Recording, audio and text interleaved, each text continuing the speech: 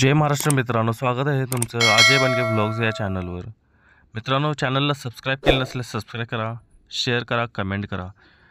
शिपूर येथे झालेल्या भव्य दिव्य अशा बैलगाडी स्पर्धा पाहण्यासाठी आपण गेलो होतो आणि या गटाचं वैशिष्ट्य म्हणजे ह्यामध्ये शंकर नावाचा रेडा आणि लखन नावाचा घोडा पण होता। तर मित्रांनो, कमेंटमध्ये नक्की सांगा शंकर आणि घोड्याचा कितवा नंबर आला। मला तर काय पब्लिक ढीग असल्यामुळे काय दिसलं नाही ते।